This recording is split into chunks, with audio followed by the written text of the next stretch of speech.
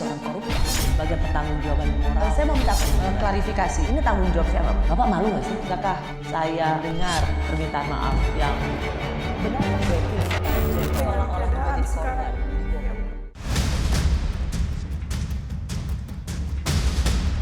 Menjatuhkan pidana kepada terdakwa dengan pidana penjara selama 10 bulan.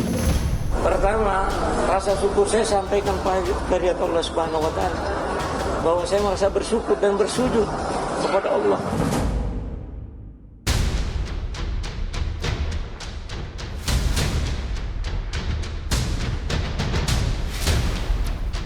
Lega dan tak henti-hentinya mengucap syukur mewarnai keluarga Arif Rahman Arifin saat sidang pembacaan vonis.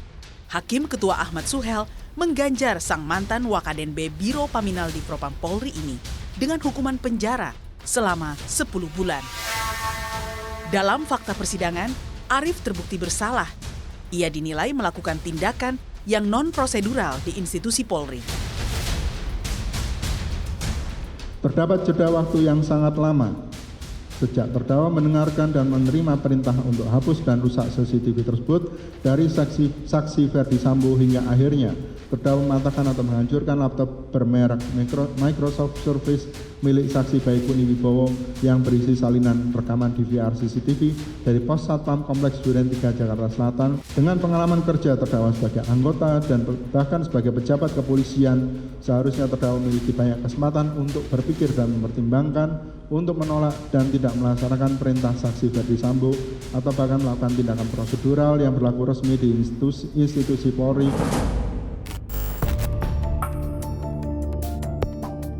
Hukuman 10 bulan penjara ini dimaknai sang ayah yang merupakan mantan pejabat tinggi di kepolisian sebagai sebuah kesempatan untuk putranya bisa kembali berdinas di kepolisian. Saya adalah purnawirawan Polri. Tentu saya merasa senang sekali apabila anak saya bisa kembali ke polisi. Saya memohon kepada Kapolri mudah-mudahan bisa menerima kembali putra saya untuk berbakti kepada negara melalui institusi Polri. Saya kira ini. Usai sidang vonis Arif Rahman Arifin, seharusnya masih ada 2 lagi agenda sidang pembacaan vonis bagi Hendra Kurniawan dan Agus Nurpatria. Tapi aneh, sidang vonis keduanya ditunda. Sebabnya, hakim belum siap membuat putusan vonisnya. Baik, sedianya hari ini untuk putusan, tapi kami belum siap untuk putusannya. Ya, ditunda di hari Senin. Ya, ditunda di hari Senin di tanggal 27 Februari 2023. Begitu ya. Urutannya nanti diinformasikan apa aja lah nanti. Ya, dia akan terpisah, nggak akan menjadi satu seperti ini.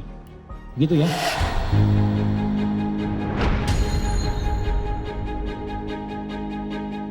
Sementara itu, pembacaan vonis ketiga terdakwa lainnya, yakni mantan Sekretaris Pribadi Ferdi Sambo Cuk Putranto, lalu mantan Kasubariksa di Propam Baikuni Wibowo, dan mantan Kasubnit 1 di Tipidum Bareskrim Irfan Widianto, dilaksanakan pada Jumat 24 Februari. Dengan dalih hanya menjalankan perintah sang atasan inilah, keenam mantan anak buah Sambo harus menerima nasib diberhentikan secara tidak hormat dari anggota Polri melalui sidang Komisi Etik pada Oktober tahun lalu. Alih-alih menjadi panutan untuk pembinaan dan penegakan disiplin anggota Polri, arogansi Ferdi Sambo sebagai Kadif Propam kala itu justru membawa kehancuran pada karir puluhan anak buahnya hingga rusaknya kepercayaan publik pada institusi Polri. Maka tidak heran jika hakim menilai tidak ada hal yang meringankan sang mantan jenderal berbintang 2 ini. Perbuatan terdakwa telah mencoreng institusi Polri di mata masyarakat Indonesia dan dunia internasional. Perbuatan terdakwa telah menyebabkan banyaknya anggota Polri lainnya yang turut terlibat. Menjatuhkan pidana kepada terdakwa tersebut oleh karena itu dengan pidana mati. Memerintahkan terdakwa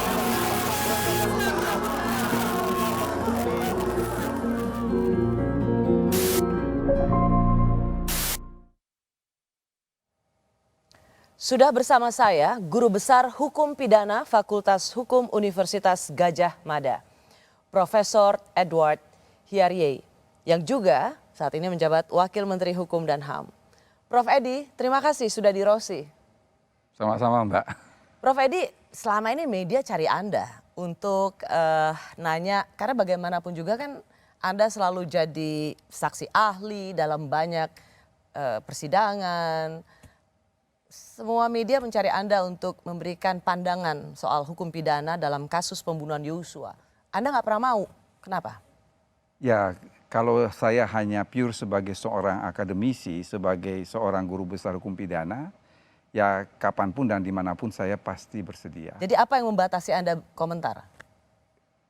Jabatan saya sebagai Wakil Menteri Hukum dan HAM itu harus sangat berhati-hati dalam berkomentar. Mbak Rosi masih ingat, belum genap 2 bulan saya menjabat sebagai Wakil Menteri. Saat itu Kompas memberitakan komentar saya terkait kasus korupsi yang sedang diperiksa di pengadilan.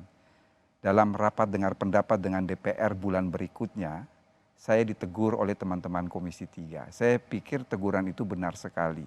Sebab kalau kita sebagai pejabat negara kemudian berkomentar atas proses persidangan yang sedang berjalan, orang bisa membaca lain bahwa seakan-akan itu adalah suaranya pemerintah. Meskipun saya berbicara dalam kapasitas pribadi saya sebagai orang yang mendalami hukum pidana. Berdasarkan pengalaman itu saya sangat berhati-hati. Bukan tidak boleh, tetapi tidak etis. Dianggap bisa mempengaruhi, apalagi ini institusi yang bukan berada dalam lingkup pemerintahan, eksekutif, tapi ini berada dalam lingkup ranah kekuasaan yudikatif. Kalau begitu saya mengucapkan terima kasih. Karena untuk pertama kalinya Prof. Edi hadir di Rosi. Apa yang membuat Prof. Edi mau bicara kali ini? Sebetulnya ada satu hal, kalau kita melihat dalam putusan pengadilan terhadap 5 terdakwa yang divonis 13, 14, 15 Februari lalu, ini kan satu putusan telah berkekuatan hukum tetap. Yaitu Richard Eliezer. Kalau sudah berkekuatan hukum tetap, maka siapapun boleh memberikan anotasi, boleh memberikan catatan terhadap putusan tersebut. Sementara terhadap 4 terdakwa lainnya kan ini masih belum inkrah, masih belum mempunyai kekuatan hukum tetap. Sehingga kalau toh saya berkomentar adalah hal-hal yang bersifat umum, yang bersifat teoretik dan doktrin. Sementara kalau terhadap Richard Eliezer, saya bisa mengupas lebih banyak karena apa yang saya nyatakan malam ini kan tidak akan lagi mempengaruhi proses karena sudah persidangan. berkekuatan sudah hukum inkrah, tetap. sudah selesai. Dari 1 tahun menjadi 10 bulan. Hendra Kurniawan dan Agus Nurpatria itu masih ditunda. Saya mau tanya, serumit apa sesungguhnya dalam persidangan hukum pidana? Kasus Sambo yang begitu rumit saja, dalam 1 hari hakim bisa memutuskan Sambo dan Putri Chandrawati. Ini hanya bisa memutuskan Arif Rahman Arifin. Menentukan kerumitan suatu kasus itu kita tidak bisa melihat secara general. Tapi kita harus melihat itu case by case ya. Kalau kita mendengar apa yang disampaikan oleh majelis hakim tadi dengan tegas dia menyatakan belum siap.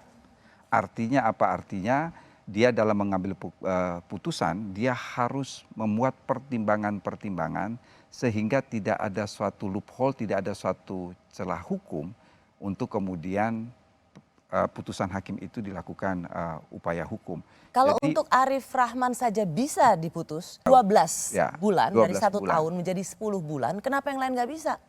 Ya itu kembali lagi, mungkin ketika dia melihat, majelis melihat berbagai perkara yang terkait obstruction of justice ini yang siap dengan dalam kaitannya dengan pembuktian, dia firm untuk memutus Arif Rahman. Sementara yang lain itu kenapa? Masih apa biasanya dalam hukum pidana hakim itu nggak firm?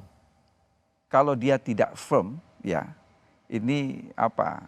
Itu berarti terkait dengan pembuktian pada unsur-unsur pasal. Kalau dia tidak firm, artinya dia tidak yakin dengan apa yang akan dia putus, maka kita kembali kepada asas in dubio pro reo, bahwa dalam keraguan dia harus mengambil putusan yang meringankan terdakwa. Mengapa dalam Arif tidak ada keraguan dari tuntutan 1 tahun pidana menjadi 10 bulan. Sementara untuk Hendra Kurniawan dan Agus Nurpatria dari 3 tahun masih ada keraguan. Di mana ragunya? Kira-kira apa yang menjadi pertimbangan hakim sehingga masih harus Kalau ragu? yang tahu itu hanya majelis hakim ya. Karena begini, sistem pembuktian di negara kita ini kan ada perimbangan antara alat bukti dan keyakinan. Perkara pidana dimanapun di dunia ini, itu dia berbicara mengenai keyakinan. Keyakinan itu mau tidak mau, suka tidak suka, itu adalah subjektivitas hakim.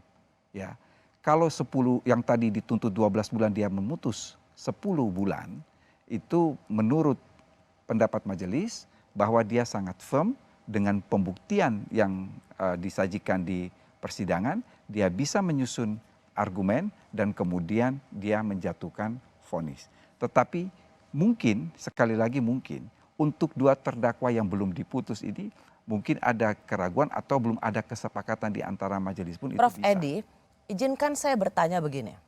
Kalau orang saja terlibat dalam perampasan nyawa, yaitu Richard Eliezer, ia dari tuntutan jaksa 12 tahun menjadi 1 tahun 6 bulan, itu bisa berkurangnya luar biasa. Ia ikut serta dalam perampasan nyawa.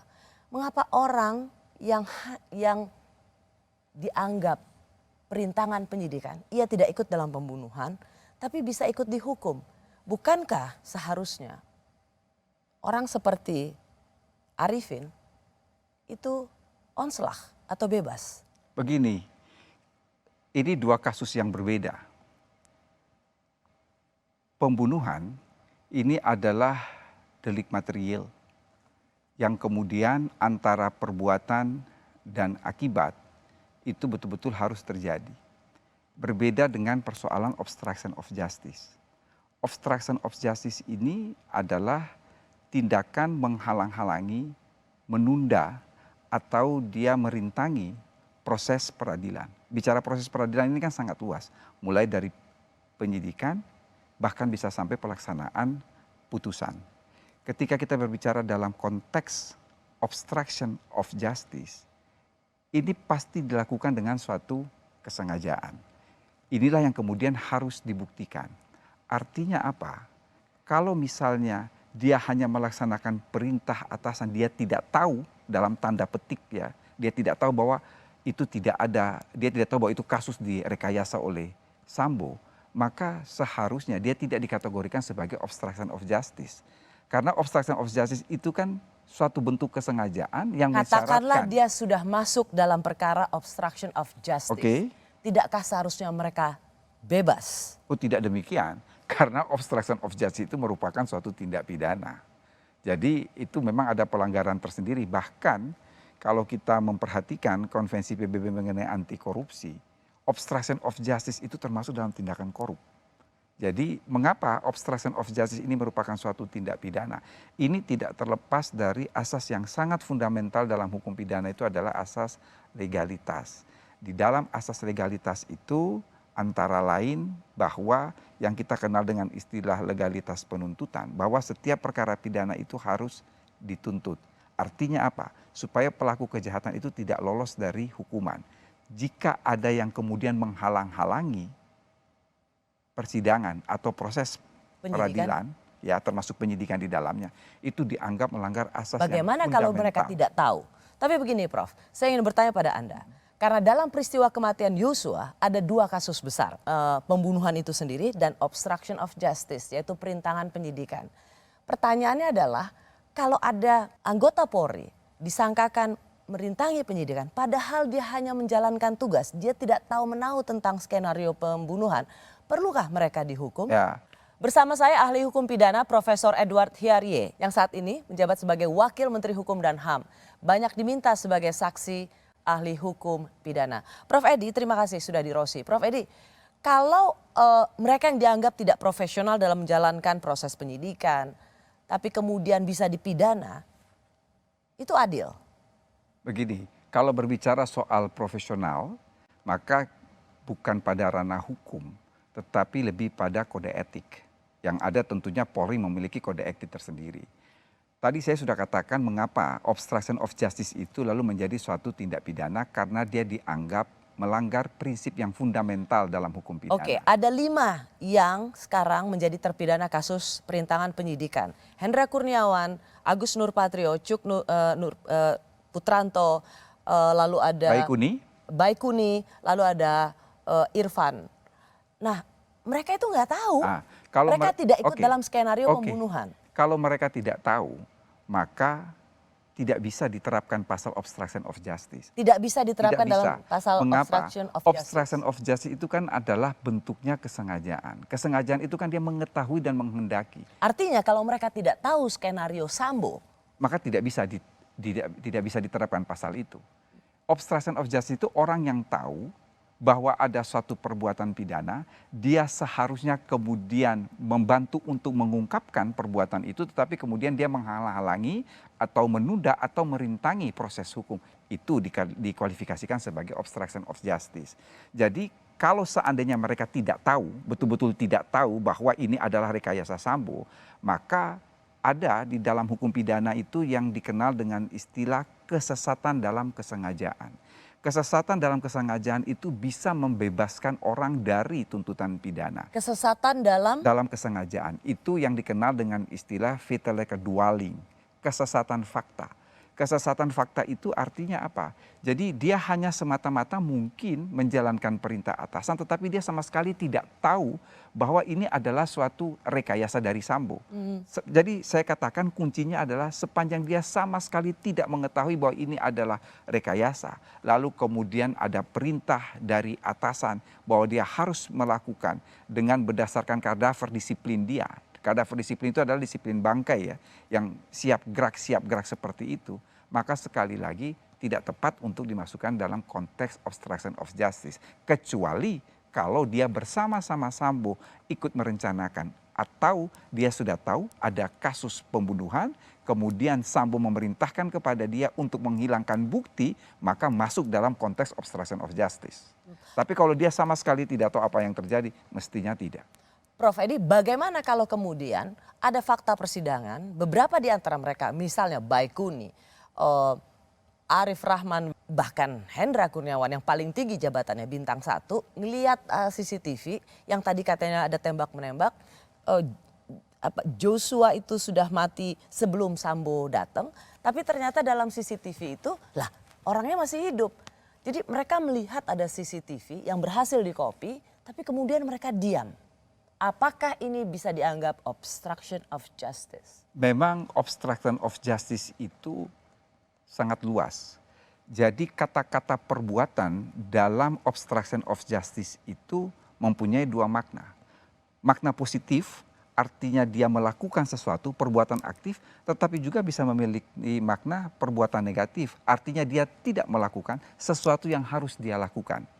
Itu yang kemudian bisa itu dikategorikan sebagai suatu obstruction of justice. Jadi tindakan menghalang-halangi, merintangi atau menunda penyidikan itu baik melakukan atau tidak melakukan sesuatu.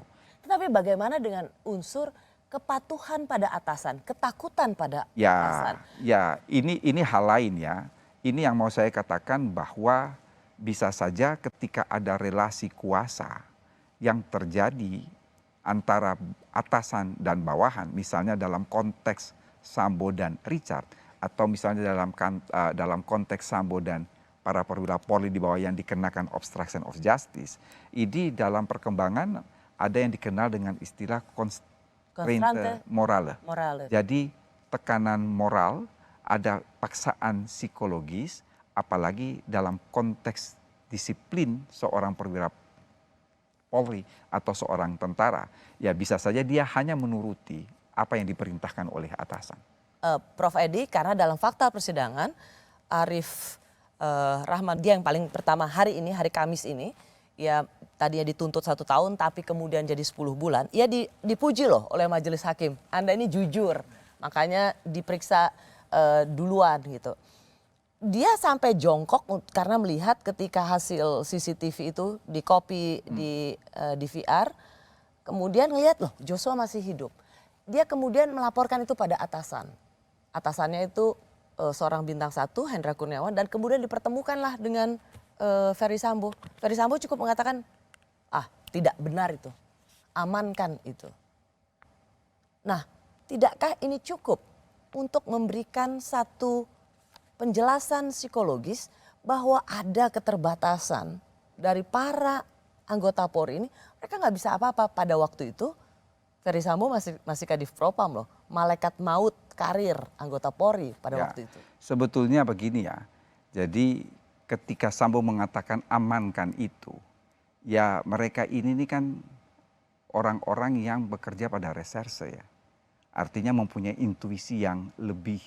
Artinya apa? Ya paling tidak patut diduga bahwa ada sesuatu di situ sehingga bahasanya Sambo itu kan adalah amankan. Tetapi saya ingin kembali menyatakan bahwa sekali lagi kuncinya apakah dia mengetahui ataukah tidak. Dalam konteks untuk menghilangkan bukti atau membuang bukti atau mengaburkan bukti dan lain sebagainya. Kalau ini dia tahu dalam konteks itu masuk dalam obstruction of justice. Tetapi kalau dia sama sekali tidak tahu maka tidak dapat dimasukkan dalam obstruction of justice. Ya Prof, pada waktu itu mereka berada dalam perintah atasan. Yang beruntung adalah mereka yang tidak ada di tempat. Seperti misalnya sering disebut Acai. Ia harusnya ikut mengamankan CCTV, tapi dia harus keluar kota. Dia suruhlah itu Irfan. Ya begini. Jadi sial aja yang pada waktu itu ada di TKP. Yang ingin saya katakan adalah apakah mereka yang harus menjalankan perintah atasan maka serta-merta bisa dipidana atau dihukum sebagai bentuk kejahatan. Ini yang harus kita pahami bahwa perintah jabatan itu memang merupakan alasan pembenar, merupakan suatu alasan penghapus pidana. Tetapi tidak semua perintah jabatan itu dapat dijadikan alasan penghapus pertanggungjawaban pidana. Artinya perintah jabatan itu harus memenuhi 3 kriteria. Yang sulit adalah kriteria yang ketiga. Kalau kriteria yang pertama dan kedua gampang lah. Kriteria pertama dari perintah jabatan itu ada hubungan subordinat antara yang memerintah dan diperintah, jelas antara Sambo, Hendra dan CS di bawahnya.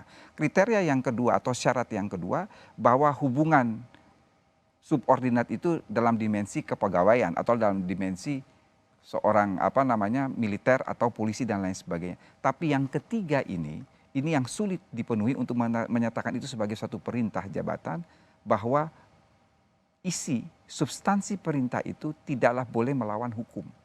Artinya apa? Kalau ada perintah membunuh, ada perintah melakukan suatu perbuatan yang melawan hukum, maka itu tidak masuk dikatakan sebagai suatu perintah jabatan.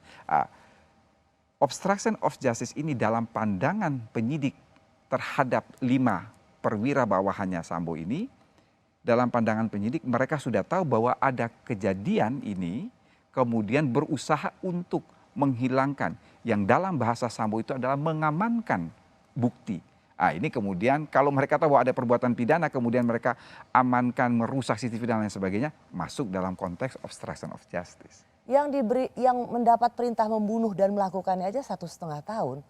Masa yang menghilangkan sistem elektronik cuma 10 bulan? Ya, begini ya. Sebetulnya bagaimana kita memaknai putusan pengadilan. Kita lihat ada 5 terdakwa sudah diputus ya. Ferdy Sambo, Putri Chandrawati, Ma'ruf dan Ricky itu dia lebih berat daripada tuntutan jaksa. Sementara Eliezer jauh di bawah tuntutan jaksa. Padahal dia ikut serta dalam pembunuhan. Gampangannya begini, kita bisa membaca suasana kebatinan dari hakim tergambar dalam putusan. Singkat kata begini, kalau putusan itu lebih berat dari tuntutan jaksa, maka sesungguhnya yang sedang dikedepankan oleh hakim itu adalah deterrent effect, efek jerah. Kalau putusan hakim itu sama dengan tuntutan jaksa, maka di situ dia sedang menerapkan retributive justice, balas dendam, sama. Tetapi kalau putusan pengadilan itu lebih rendah dari tuntutan jaksa, maka di situ sesungguhnya hakim mengedepankan rehabilitatif. Artinya apa? Dengan keyakinan yang ada pada dia bahwa ini si terdakwa ini dengan berbagai pertimbangan kemudian bisa diperbaiki di masa mendatang dan lain sebagainya. Itu dari konteks pidana membaca suasana kebatinan hakim dikaitkan antara tuntutan dan putusan. Vonis hakim. Jadi hanya 3 kemungkinan. Apakah dia mengedepankan rehabilitatif, berarti dia akan lebih rendah dari tuntutan jaksa. Kalau retributif, sama dengan tuntutan jaksa, tapi kalau deterrent efek jera, dia akan lebih berat daripada tuntutan jaksa. Itulah yang tercermin dalam vonis hukuman untuk Sambo dan yang tercermin pada Richard Eliezer. Yap. Setelah divonis 1 tahun 6 bulan, Mabes Polri akhirnya tetap mempertahankan Richard Eliezer sebagai anggota Polri. Apakah ini sesuatu yang adil atau berlebihan? Pertimbangan hukum dalam pengambilan putusan sidang KKEP. Semua tindakan yang dilakukan terduga pelanggar dalam keadaan terpaksa dan karena tidak berani menolak perintah atasan. Terduga pelanggar yang berpangkat barada atau tamtama Polri tidak berani menolak perintah menembak Brigadir Joshua dan saudara FS karena selain selaku atasan, jenjang kepangkatan saudara FS dengan terduga pelanggar sangat jauh. Dengan bantuan terduga pelanggar yang mau bekerja sama dan memberi keterangan yang sejujur-jujurnya sehingga perkara meninggalnya Brigadir Joshua dapat terungkap. Saya masih bersama Guru Besar Hukum Pidana Fakultas Hukum Universitas Gadjah Mada, Profesor Edward Hyarie, yang juga pernah menjadi saksi ahli pidana dalam kasus kopi sianida di tahun 2016. Prof. Edi, setelah majelis hakim memberikan vonis 1,5 tahun penjara untuk Richard Eliezer, lalu kemudian sidang etik Mabes Polri memberikan atau menerima kembali, membatalkan PTDH atau pemberhentian tidak dengan hormat Richard Eliezer, tapi dengan 1 tahun demosi. Menurut Anda ini sesuatu yang adil atau berlebihan? Karena bagaimanapun juga ia ikut serta dalam merampas nyawa Yosua. Oke, yang ingin saya jawab adalah ini putusan sudah berkekuatan hukum tetap. Sebagai seorang akademisi, ada asas yang harus kita pegang teguh terhadap putusan pengadilan itu adalah res judicata pro veritate habetur. Setiap putusan pengadilan harus dianggap benar dan dihormati. Tetapi tetap membuka ruang untuk kita melakukan anotasi, melakukan catatan terhadap putusan pengadilan yang telah berkekuatan hukum tetap. Pertama saya ingin mengatakan bahwa ketika hakim menjatuhkan vonis 1,5 tahun terhadap Eliezer, ini memang ada disparitas dengan tuntutan jaksa dan juga disparitas hukuman yang dijatuhkan kepada Ricky maupun Ma'ruf. Disparitas ini tidak terlepas dari 2 hal. Satu adalah undang-undang, ini kita singkirkan. Tetapi yang kedua ini adalah personality of judges. Subjektivitas majelis hakim itu sangat tinggi. Sehingga kalau Mbak bertanya apakah ini adil ataukah tidak, persoalan adil atau tidak itu ukurannya adalah absurd. Tetapi kita kembali kepada keyakinan hakim. Saya mencoba positive thinking terhadap putusan hakim. Meskipun tadi saya katakan menimbulkan disparitas yang luar biasa antara eksekutor dan mereka yang ikut merencanakan. Ya, kalau kita pakai apa yang namanya di dalam hubungan sebab akibat, ya, jadi ada yang namanya causa prima. Ya, kalau tidak ada Eliezer ini kan tidak mungkin Joshua itu mati. Hubungan kausalitasnya kan begitu. Kalau tidak ada Eliezer, maka nggak mungkin mati. Joshua mati. Karena dia adalah Tetapi pada saat eksekutor. yang bersamaan juga saya bisa mengatakan kalau tidak ada Richard Eliezer, maka kasus ini tidak terbuka. Persis, itu yang ingin saya katakan. Jadi hakim di sini melihat 2 hal. Pertama, dia memperhitungkan Richard sebagai justice kolaborator. Yang tidak diperhitungkan oleh jaksa. Persis. Yang kedua, ini pada poin ini saya harus mengapresiasi putusan hakim. Pertimbangan terakhir dari majelis hakim adalah pemaafan dari korban. ketika kita berbicara dalam konteks hukum pidana modern yang salah satu di antaranya adalah restoratif justice, pemulihan keadilan bagi korban, bentuk yang sederhana dari pemulihan terhadap luka yang dihadapi dari korban sebagai suatu bentuk reparasi terhadap korban, itu adalah permintaan maaf yang tulus dari seorang pelaku kejahatan Dan diterima oleh keluarga diterima korban. oleh korban. Ini yang saya mengapresiasi putusan pengadilan sehingga dia terjun bebas ya dari 12 tahun tuntutan kepada 1,5. Ini pandangan majelis hakim adil untuk itu. Sekaligus saya ingin mengatakan bahwa di dalam konteks perkara pidana ini berbeda dengan perdata. Di dalam perkara pidana itu tidak mengenal ultra petita. Artinya apa? Yang membatasi hakim dalam memutus perkara adalah undang-undang.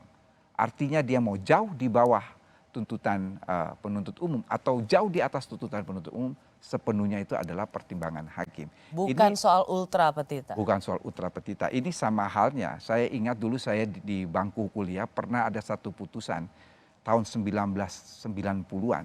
Itu terjadi pada Hakim Agung yang kita kenal bersama integritasnya, Dr. Bismar Siregar.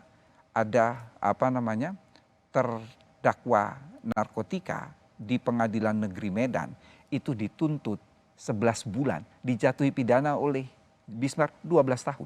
Jauh sekali. Jauh sekali. Jadi sebetulnya itu adalah hal yang biasa. Kembali kepada Eliezer, meskipun saya harus mengatakan, saya di satu sisi saya mengapresiasi putusan hakim dengan pertimbangan soal pemaafan, lalu kemudian terhadap justice kolaborator, tetapi menimbulkan disparitas pidana, tetapi dengan berat hati pun saya ingin mengatakan sebagai seorang guru besar hukum pidana, terdapat suatu loophole di dalam putusan Eliezer. Apa loophole-nya? Di satu sisi mengapa, kan majelis hakim mengatakan, mengapa Eliezer dijatuhi pidana ringan, dan ini kemudian dia menafikan tuntutan penuntut umum. Kalau tuntutan penuntut umum 12 tahun karena dia menganggap Eliezer adalah pelaku utama. Dalam pertimbangan majelis hakim mengatakan bahwa Ya, Eliezer bukan pelaku pelaku utama. Oke, Eliezer bukan pelaku utama. Karena memang di dalam pasal 55 KUHP tidak ada istilah pelaku utama. Yang ada adalah istilah pelaku. Sayangnya di dalam pertimbangan hakim menyatakan bahwa Sambo itu adalah aktor intelektual. Kalau Sambo aktor intelektual, maka aktor materialnya siapa? Aktor materialnya itu adalah Eliezer. Aktor material itu apa? Pelaku utama. Jadi itu yang saya lihat satu loophole. Di satu sisi dia tidak mengakui Eliezer sebagai pelaku utama dengan alasan bahwa tidak ada istilah pelaku utama dalam KUHP, tetapi dalam pertimbangan dia mengatakan bahwa Sambo itu adalah intelektual dader, aktor intelektual. Di dalam teori aktor intelektual itu pasangannya adalah aktor material. Manus domina pasangannya adalah manus ministra. Jadi ya di satu sisi dia tidak mengatakan Eliezer sebagai pelaku utama, tetapi dia mengatakan dalam pertimbangan Sambo itu adalah aktor intelektual. Itukah sebabnya Prof. Edi menulis di harian Kompas pada tanggal 13 Januari tahun ini 2023 berjudul Perintah Jabatan dan Penyertaan. Prof. Edi mengatakan bahwa jika seorang atasan memerintahkan bawahannya untuk melakukan perbuatan pidana, tidaklah dapat dijadikan alasan penghapus pertanggungjawaban pidana. Baik karena perintah jabatan maupun perintah jabatan yang tidak sah. Prof. Edi ingin mengatakan Richard Eliezer harus kena hukuman yang tidak boleh ringan. Itukah yang ingin Prof. Edi katakan? Betulnya tidak. Tulisan saya itu sangat netral. Yang saya hadirkan di dalam tulisan itu pure adalah doktrin hukum pidana. Kalau dibaca baik-baik, di situ saya mengatakan bahwa selain alasan pembenar, alasan pemaaf, yang masuk dalam rumpun besar alasan penghapus pertanggungjawaban pidana, ada yang kita sebut dengan istilah constrainte morale, tekanan moral. Tekanan moral itu bisa jadi bersamaan baik dalam konteks alasan pembenar maupun dalam alasan pemaaf. Tetapi dalam jurisprudensi yang pernah terjadi di negeri Belanda tahun 1939 ya, tanggal 24 April, itu dia memasukkan tekanan moral atau constrainte moral itu sebagai suatu alasan pemaaf untuk melepaskan terdakwa dari tuntutan pidana. Artinya kalau misalnya hakim bisa melihat adanya tekanan moral, harusnya Richard Eliezer ini bisa bebas. Kembali lagi kepada pertimbangan hakim. Yang ingin saya katakan, tekanan moral itu terjadi pada relasi kuasa. Ini berbeda misalnya kalau dalam hukum pidana. Itu bisa ditemukan terjadi tekanan moral betul, pada seorang Richard Eliezer, harusnya dia bisa bebas. Dapat saja, bukan bebas ya, lepas. Bebas dan lepas itu ya beti ya, tapi secara hukum pidana itu mempunyai perbedaan prinsip. Bebas itu perbuatan tidak terbukti, lepas itu perbuatan terbukti. Tapi ada situasi yang kemudian sifat dapat dicelanya pelaku itu kemudian dihapus. Mengapa itu tidak dapat ditemukan pada Richard Eliezer, tekanan moral sehingga dia bisa lepas? Ya seharusnya itu kan bisa dieksplorasi oleh ahli yang dihadirkan oleh kuasa hukumnya Richard. Mengapa itu tidak bisa juga menjadi pertimbangan bagi para perwira polisi yang melakukan tugasnya atas perintah Ferdy Sambo yang pada saat itu menjadi Kadif Propam? Begini, sistem peradilan pidana itu adalah advisory system, the battle model. Terjadi pertempuran antara penuntut umum on behalf state atas nama negara dan penasehat hukum on behalf accused atas nama terdakwa. Ya dalam teori saya bisa bercerita itu banyak, tetapi kalau itu tidak pernah diungkapkan oleh penasehat hukum atau di persidangan Tapi gimana? bagi Anda seorang ahli hukum pidana, guru besar hukum pidana dan banyak memberikan kesaksian di persidangan, anggota Polri yang menjadi korban Sambo, mereka menjalankan perintah karena waktu itu ada tekanan moral, harusnya mereka bisa lepas. Kalau tekanan moral, kemudian mereka tidak mengetahui bahwa itu ada rekayasa, ya lepas. Itu yang tadi saya katakan masuk dalam fatal dwelling atau kesesatan fakta. Baru 2 bulan disahkan, KUHP baru sudah dicurigai menjadi alat untuk meringankan hukuman Ferdy Sambo, hukuman mati bagi Ferdy Sambo. Kak, soal banyak masyarakat menilai bahwa pasal 100 di KUHP itu untuk meringankan Ferdy Sambo dan hukuman mati. Aduh, itu dibahas jauh sebelum ini. Jadi itu itu berdasarkan putusan Mahkamah Konstitusi. Pelaksanaan hukuman mati itu tidak absolut. Jadi harus ada kesempatan. Itu ada, jadi bukan berarti ini jauh sebelum Sambo sudah dibahas. Gila aja cara berpikirnya udah aneh aja. Bersama saya Profesor Edward Hiarie, ia adalah Ketua Tim Perumus KUHP yang baru. Prof Edi, bagaimana Anda menjelaskan bahwa KUHP yang baru ini sengaja dibuat untuk meringankan hukuman mati Ferdy Sambo? Ya, saya kira ya berpikiran seperti itu, persis seperti apa yang dikatakan oleh Pak Menteri saya. Itu berpikiran gila itu. Karena apa? Konstruksi pasal 100 yang ada di dalam KUHP baru, itu kita merujuk pada putusan Mahkamah Konstitusi tahun 2007 atau 2008. Tapi saya ingin mengatakan itu putusan Mahkamah Konstitusi yang menurut pandangan saya sangat baik. Karena apa? Terjadi perdebatan akademik, 5 hakim menolak pidana mati, 4 hakim dissenting opinion. Itu terjadi perdebatan yang luar biasa. Soal pemidanaan hukuman mati ya? Persis, soal pidana mati. Jadi ini bukan karena Sambo yang dihukum mati? Sama sekali tidak. Jadi jauh sebelum itu, rumusan itu sudah seperti demikian yang ada dalam putusan Mahkamah Konstitusi. Pertanyaan orang awam begini Prof Edi, apakah terpidana hukuman mati, mari kita katakan sampai Mahkamah Agung, PK dan lain kasasi, PK dan lain sebagainya, orang-orang yang terpidana hukuman mati ini akan diuntungkan dengan KUHP yang baru? Kalau kita merujuk kepada pasal 3 KUHP baru, itu pasti akan diuntungkan. Dan pasti akan diuntungkan? Pasti akan diuntungkan. Oke. Karena saya ingin menjelaskan nih, jadi siapapun itu, ya, tidak melulu tentang seorang Ferdy Sambo. Persis. Jadi ini tadinya di dalam konstruksi pasal 100 itu memang terjadi perdebatan. Perdebatan teoretik antara mereka yang ingin tetap mempertahankan pidana mati dan yang ingin menghapuskan pidana mati. Yang ingin mempertahankan pidana mati itu paham retensionis, saya termasuk di dalamnya, karena latar belakang saya hukum pidana. Tetapi seperti beberapa ahli pidana lainnya yang berlatar belakang kriminolog, seperti Pak Menteri saya itu guru besar kriminologi. ilmu kejahatan, Profesor Harkristuti. Mereka itu yang memang beliau-beliau ini memang ingin menghapuskan pidana mati. Seperti Lalu semangat negara-negara barat. Negara-negara Eropa, kecuali Amerika belum ya menghapus Beberapa pidana mati. negara bagiannya. Apa yang ada di dalam KUHP itu adalah jalan tengah. Artinya apa? Pidana mati itu bukan lagi pidana pokok tetapi pidana khusus. Apa letak kekhususannya? Letak kekhususannya satu, dijatuhkan secara selektif, dan yang kedua dijatuhkan dengan percobaan 10 tahun. Apabila dia berkelakuan baik, maka akan dirubah menjadi seumur hidup atau penjara sementara waktu 20 tahun.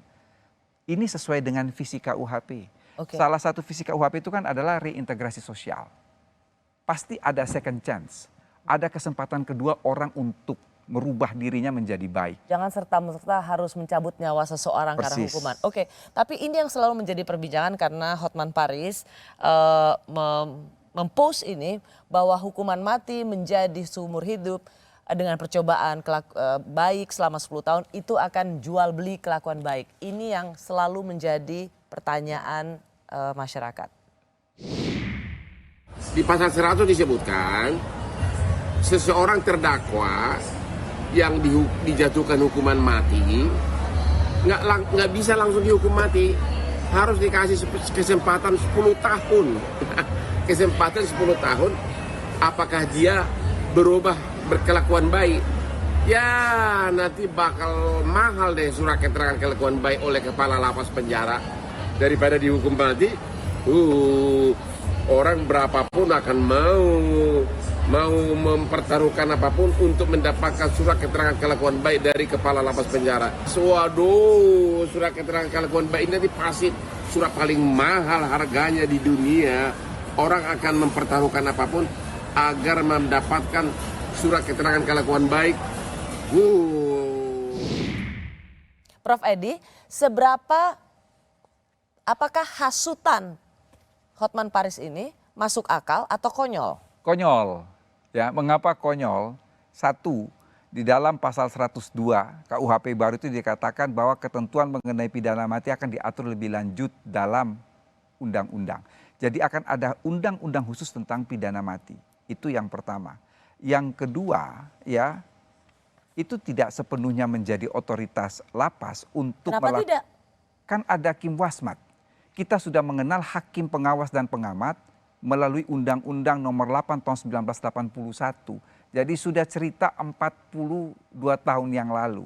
Ada namanya Kim Wasmat. Apa itu Kim Wasmat? Hakim pengawas dan pengamat yang bertugas untuk melihat bagaimana pembinaan, bagaimana putusan pengadilan memberi dampak terhadap terpidana. Itu yang tadi ingin dia katakan, hasutannya atau penilaiannya Hotman Paris itu adalah itu konyol. Gampang, tinggal bayar. Itu yang saya katakan konyol. Mengapa demikian? Itu tidak semata-mata hanya melibatkan teman-teman di lembaga pemasyarakatan. Ada Kim Wasmat. Bahkan kalau dilihat dalam ayat 6 pasal 100, itu adalah berdasarkan pertimbangan Mahkamah Agung. Ya, jadi prosesnya itu panjang dan prosesnya itu betul-betul selektif.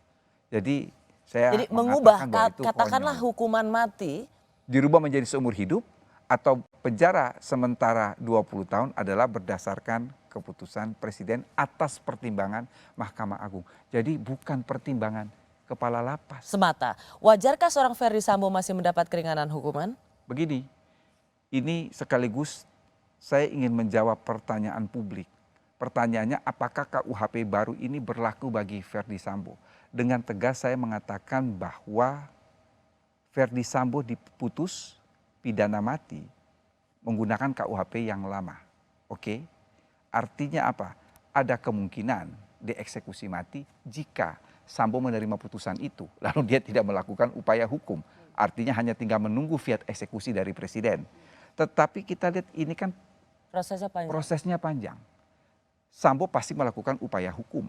Masih ada banding, masih ada kasasi. Bahkan putusan Mahkamah Konstitusi menyatakan peninjauan kembali bisa lebih dari 1 kali. Tapi tidak membatasi. Maka saya kira Sambo akan buying time ya dengan melakukan berbagai upaya hukum termasuk PK, bahkan mungkin termasuk gerasi untuk menuju tanggal 2 Januari 2026 di mana KUHP itu berlaku secara efektif.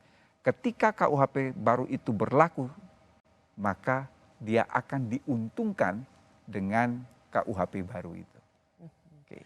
Meskipun demikian, Prof. Edi mengatakan mengubah hukuman mati menjadi seumur hidup tidaklah segampang dengan membeli surat kelakuan baik dengan menyuap kalapas. Persis. Itukah yang ingin Anda katakan? Persis. Jadi ya makanya tadi saya katakan dikatakan oleh Hotman itu konyol ya. Karena tidak semudah itu.